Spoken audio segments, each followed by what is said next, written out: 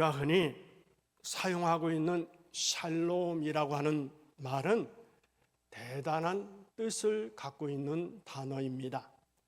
성경적 의미로 보면 정신적 평안을 말하는 것만이 아니라 종교적, 물질적, 윤리적으로 또는 사회적인 모든 평안을 종합적으로 말하는 것이 샬롬이라고 하는 단어입니다.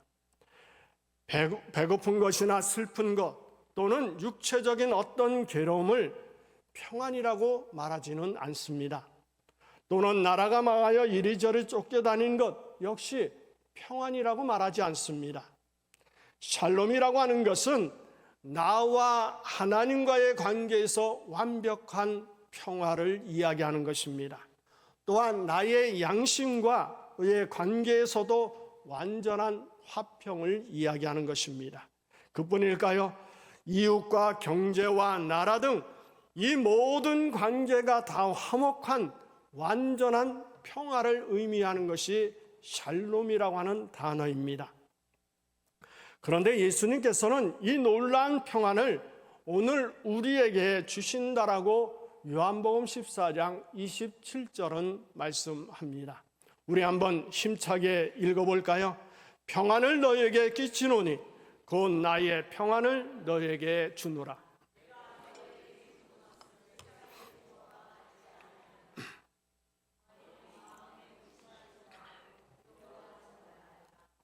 이 평안이 여러분에 있기를 예수 이름으로 축원합니다. 지금 예수님은 불과 몇 시간 후면 체포되어 십자가를 져야 할 형편입니다. 인간적으로 말하면 모진 고난과 능력과 고통이 점점 다가오는 때입니다. 죽음을 눈앞에 둔 가장 어려운 시간이 지금 이 시간입니다. 그렇지만 예수님께서는 나의 평안을 너에게 준다는 놀라운 말씀을 하고 계십니다. 이 평안이라고 하는 단어는 헬라로 보면 에이레네라고 하는 말입니다. 그런데 히브리어에서는 바로 샬롬이라고 합니다. 이 샬롬이라고 하는 것은 문제가 없는 상태를 말하는 소극적인 평안이 아닙니다. 그럼 뭘까요? 모든 근심과 고난을 집어삼키고 소화해 버리는 적극적이고 강력한 평안을 의미하는 것입니다. 그러므로 지금 예수님께서 제자들에게 주시겠다라고 하는 이 평안은 바로 환경에 지배당하는 나의 나약한 평안이 아닙니다. 근심과 두려움을 완전히 몰아내고 다스리는 평안을 이야기하는 것입니다. 여러분, 마음속에 여전히 세상 염려와 걱정이 가득하십니까? 아직도 우리 마음속에 여러 가지 문제들을 안고 걱정하고 있다면 그것은 내 영혼을 뒤흔들 만한 그러한 압도적인 하늘의 기쁨을 아직 맛보지 못했기 때문입니다. 가장 크고 영원한 가치를 마음에 품은 사람은 세상의 작은 문제들 때문에 흔들리지 않습니다. 가장 큰 기쁨을 얻으면 작은 문제들은 다 해결됩니다. 이와 같이 샬롬이란 주님이 주시는 거대한 기쁨으로 얻는 평안이기 때문에 세상에서의 부분적인 실패나 성공, 고난은 그리 중요하게 여겨지지 않습니다. 이 같은 의미에서 나의 평안을 너에게 주노라고 하시는 예수님의 말씀 속에는 예수님의 마음에 먼저 평안이 있다라고 하는 것을 알 수 있습니다. 눈앞에 십자가가 다가오고 12 제자들은 모두 한심한 상태였습니다. 어디를 보아도 인간적인 생각에서는 기쁨과 평안을 얻을 일이 없는 사면초가의 분위기였습니다. 그러나 예수님은 나의 평안을 너에게 준다라고 말씀하고 계십니다. 여기서 우리는 예수님의 깊은 뜻을 알 수가 있습니다. 십자가를 앞에 놓고 기뻐하시는 예수님의 모습을 여러분이 상상해 보시기 바랍니다. 그 비법과 신비를 알면 우리도 어떤 고난이나 어떤 문제 속에서도 기뻐할 수 있습니다. 예수님의 기쁨은 절대적인 것입니다. 이것은 돈이나 명예 때문이 아니라 대단히 깊고 신비스러운 기쁨이라고 말할 수 있습니다. 이 기쁨은 하나님과의 관계에서 하나님께 충성을 다한 사람에게 주어지는 기쁨입니다.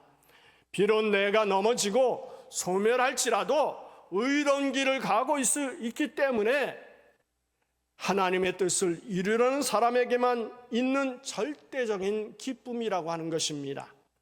오해나 죽음이 이 길을 막지 못합니다. 어떤 원수라도 이 마음에 슬픔을 줄 수가 없습니다. 그러므로 이 기쁨은 절대적인 동시에 바로 결정적인 기쁨이라고 말할 수 있습니다. 이미 십자가를 지시기로 결심했고 결정된 것입니다. 다시 움직일 수 없는 정해진 일이기 때문에 기쁨이 있다라고 하는 것입니다. 이럴까 저럴까 하고 망설일 때는 기쁨이 없지만 일단 결정하고 나면 진정한 샬롬을 체험할 수가 있습니다. 예수님은 이 평안을 주시겠다라고 제자들에게 말씀하고 계시며 우리에게도 주시는 말씀입니다. 나의 평안을 너희에게 주노라. 여러분에게 이러한 평안이 있기를 바랍니다. 평안은 내가 얻는 것이 아니라 예수님께서 주시는 것입니다. 이 평안은 나 자신에게 있는 것이 아니라 예수님께서 나에게 넣어 주셔야 합니다. 나로 하여금 자유하게 해 주셔야 하고 예수의 말씀이 들려져야 하고 내게 역사되어야 한다라고 하는 말입니다. 결코 그저 얻어지는 기쁨이 아닙니다. 이것이 바로 기독교의 본질이라고 말할 수 있습니다. 다른 종교처럼 마음먹기에 달렸거나 개인의 수양에 달린 것이 아닙니다.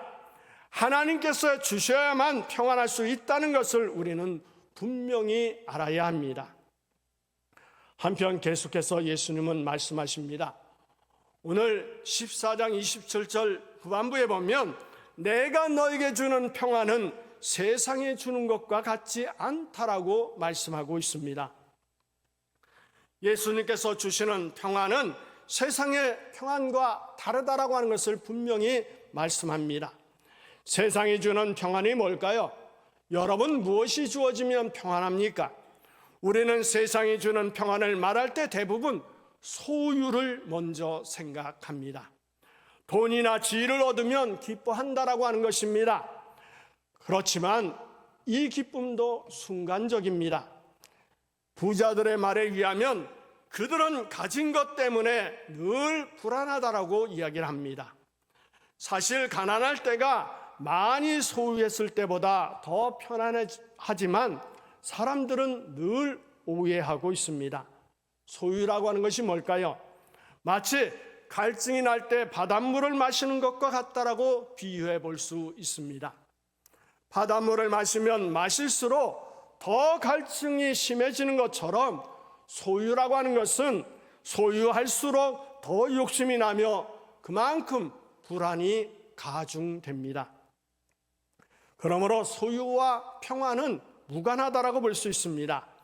이 사실이 우리 생활 속에서 계속적으로 간증되어야 합니다. 우리는 건강하면 평안할 것이다 라고 생각합니다. 또 자녀가 대학에 붙으면 평안할 것이다 라고 생각합니다. 통장의 잔고가 채워지면 평안할 것이라고 생각을 합니다. 그러나 그것은 조건부 평안이라고 말할 수 있습니다. 조건이 사라지면 평안이라고 하는 것도 안개처럼 사라지기 때문입니다. 세상의 평안은 늘 우리에게 이것만 있으면이라고 하는 조건을 걸지만 막상 그것을 가지면 잃어버리면 어쩌지라고 더 큰 불안을 선물해 줍니다. 이것은 평안이 아니라 평안이라고 하는 것을 흉내낼 뿐이라고 하는 것입니다. 세상에 주는 평안은 눈에 보이는 것으로 모두가 순간적이고 찰나이어서 피곤하고 마음은 점점 더 무거워지게 만들어 갑니다. 마치 그림자 같고 바람을 잡는 것과 같다라고 이야기할 수 있습니다. 오직 예수 그리스도께서 주시는 평안만이 참된 평화라고 하는 것을 믿으시기 바랍니다.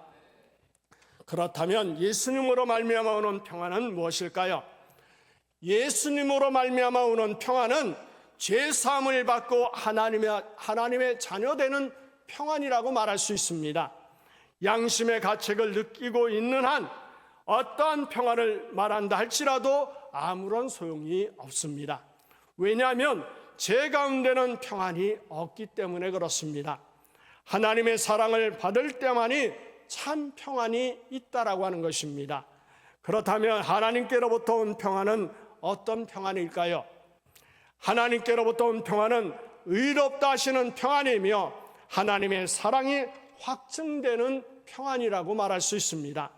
이 평안은 근본적인 것으로 진정한 자유에서 오는 평안이라고 말할 수 있습니다. 그런데 오늘 본문 14장 26절은 성령이 평안을 주신다라고 말씀하고 있습니다. 우리 한번 다 같이 읽어볼까요? 보혜사 곧 아버지께서 내 이름으로 보내실 성령.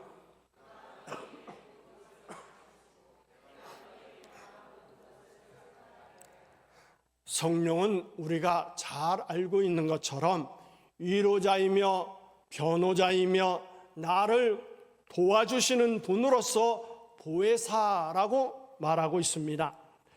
교회사 속에서 오랜 세월 학자들이 치열하게 논쟁됐던 신학적 주제가 바로 여기에 있습니다. 그것은 뭐냐면 성령이 아버지로부터 오셨을까 아들로부터 오셨을까 하는 문제입니다. 오늘 성경은 분명히 말씀합니다.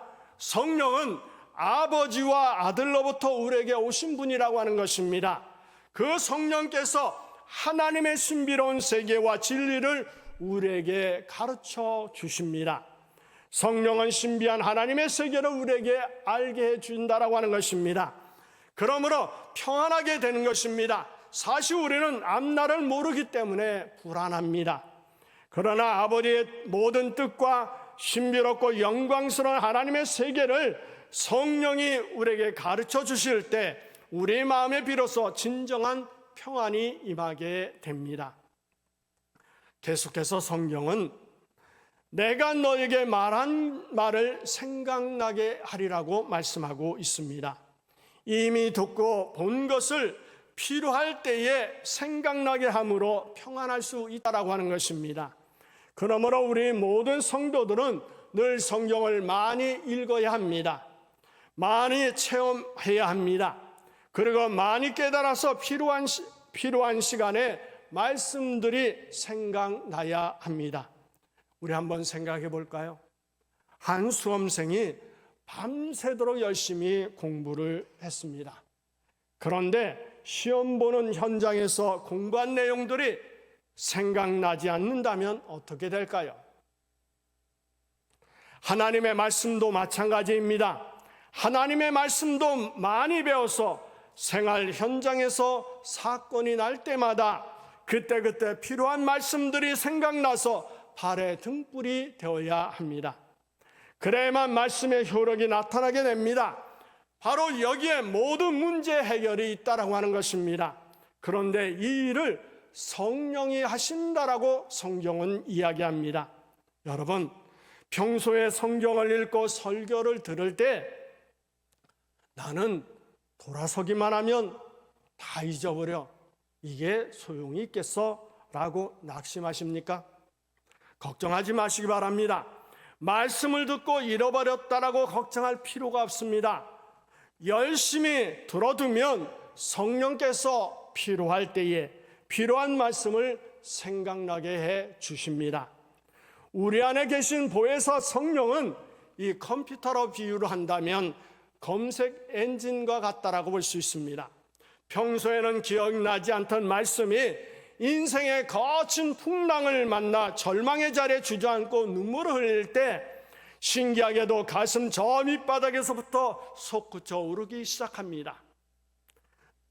내가 너를 결코 떠나지 않겠다라고 하는 말씀이 떠오를 것입니다. 지키시는 이는 졸지도 주무시도 아니하시리라 라고 하는 말씀이 떠오를 것입니다. 이 말씀이 생각나는 순간 환경은 그대로이지만 마음의 풍랑이 잔잔하게 됩니다. 이것이 성령께서 주시는 평안의 메커니즘이라고 하는 것입니다. 오늘 본문 28절에서 이제 예수님께서는 죽음에 대해서 또 이야기를 하십니다. 우리 28절 뜨면 읽을까요? 내가 갔다가 너에게로 온다는 말을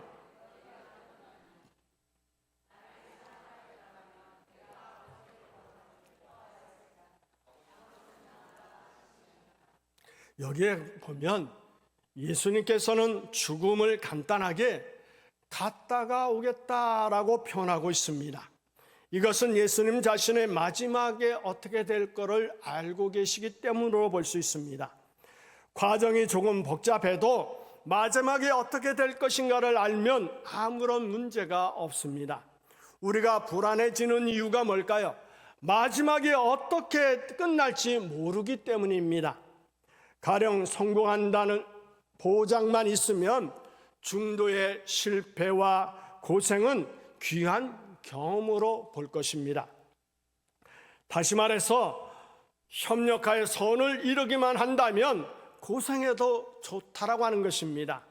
그런데 오늘 예수님은 그 마지막을 알고 계시므로 제자들에게 근심하지 말고 내가 주는 평안으로 화평하라고 말씀하고 계십니다.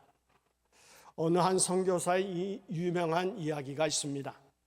그 선교사가 배를 타고 대서양을 건너서 미국으로 가는 도중에 풍랑을 만났습니다. 많은 사람들이 아우성치면서 각자 자기가 믿는 신에게 도움을 요청하는 기도를 합니다. 이때 그 선교사는 비바람 칠 때와 물결이 높이 일 때에 사랑 많은 우리 주 나를 품어주소서라고 하는 찬송을 하고 있었습니다. 그때 선장이 죽을 지경인데 기도나 하시오. 당신은 하나님도 없어? 라고 화를 내었습니다. 이때 선교사가 이렇게 말을 합니다. 선장님, 걱정 마십시오. 잘 갈 것입니다. 천국을 가든 미국을 가든 둘 중에 한 곳으로 갈 것입니다. 풍랑으로 인해 바다에 빠지면 천국에 갈 것이고 또 무사하면 미국에 갈 것이니 걱정이 없다라고 하는 이야기입니다. 이것을 믿는 자세, 우리 믿는 사람들의 자세가 아닐까 생각합니다. 천국 가는 티켓은 이미 받았으니 남은 생애가 좀 복잡하면 어떻고 고생하면 어떨까요? 사실 너무 순탄한 생애는 자랑할 것이 아무것도 없습니다. 마지막만 잘 맺을 수 있다면 고생이 훨씬 더 멋있는 삶이 될 수도 있습니다. 예수님은 결과를 아셨으므로 갔다 온다고 하는 마지막 약속을 말씀하고 있습니다. 마지막 카드를 손에 쥐고 있다는 말입니다. 그러므로 죽음 앞에 두고서도 평안할 수 있는 것입니다. 우리의 신앙도 이와 같아야 합니다. 하나님은 절대로 실패하지 않으시고 마지막에는 하나님의 영광을 드러내고 말 것을 믿는 믿음이 우리의 신앙이 되어야 합니다. 무슨 일이든 우연이라고 말하지 마십시오. 모든 것은 필연적으로 하나님께서 사건을 통하여 역사하신다라고 하는 것을 믿으시는 여러분이 되시길 바랍니다. 그것을 믿는 사람이 그리스도인이며 예수님께서 주시는 평안을 누릴 수 있습니다. 계속해서 예수님께서는 아버지께로 간다라고 하는 표현을 통해서 십자가를 말하고 있으며 또한 이것을 기뻐하고 있습니다. 너희가 나를 사랑하였더라면 아버지께로 감을 기뻐했으리라고 말씀하고 있습니다. 이것은 너희가 나를 사랑했더라면 내가 십자가를 지고 가는 것을 기뻐했을 거라고 하는 말씀인 것입니다. 예수님의 뜻과 고난의 의미를 바로 알고 사랑하면 예수님의 십자가는 100번, 1000번 감격스러운 일입니다. 사랑하면 믿어지고 믿어지면 기뻐할 수 있습니다. 믿는 사람들은 자기 앞에 전개되는 사건마다 하나님께서 사랑하심으로 믿어집니다. 그래서 믿어지면 기뻐할 수도 있는 것입니다. 사랑하는 사람은 모든 환경에서 하나님께 영광을 돌립니다. 예수님은 배신한 베드로를 찾아오셔서 내가 나를 사랑하느냐, 내 양을 먹이라고 말씀하셨습니다. 이것을 해석해 보면 내가 왜 나를 모른다고 했고 근심과 걱정의 사람이 되었는지 아느냐? 나를 사랑하지 않았기 때문이다라고 해석해 볼 수 있습니다. 왜 예수님은 베드로에게 내가 나를 믿느냐가 아니라 내가 나를 사랑하느냐라고 물으셨을까요? 사랑하면 믿어지기 때문입니다. 어린아이가 엄마의 품에서 세상 편하게 잠들 수 있는 이유가 뭘까요? 엄마의 스펙이나 능력을 계산해서일까요? 아닙니다. 엄마를 사랑하고 엄마의 사랑을 전적으로 신뢰하기 때문에 그렇습니다.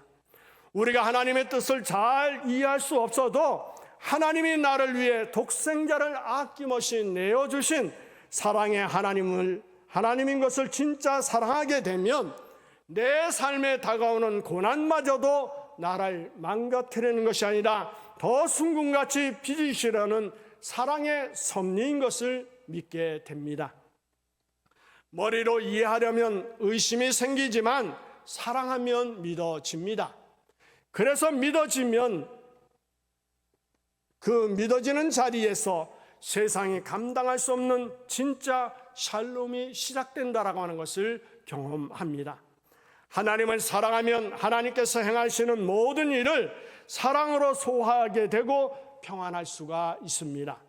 결론적으로 보면 사랑하면 믿어지고 믿어지면 평안할 수 있다라고 하는 것입니다. 이제 우리도 우리 앞에 있는 고난을 보면서 고난 앞에서 떨며 두려워하고 절망하는 것이 아니라 이 고난을 통해 이루어질 하나님의 뜻을 바라보아야 합니다.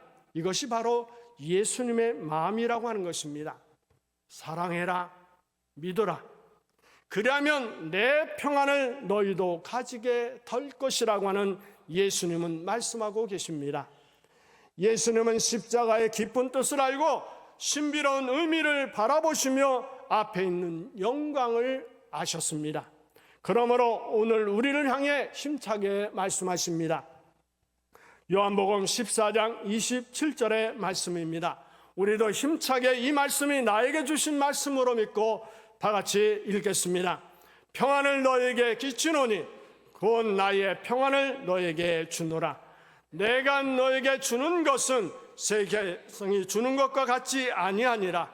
너희는 마음에 근심하지도 말고 두려워하지도 말라. 믿으시기 바랍니다. 예수님이 십자가 앞에서도 충만하셨던 그 놀라운 샬롬이 사랑하면 믿어지고 믿어지면 평안해진다는 확신 속에 살아가는 여러분에게 항상 넘치시기를 예수의 이름으로 축원합니다.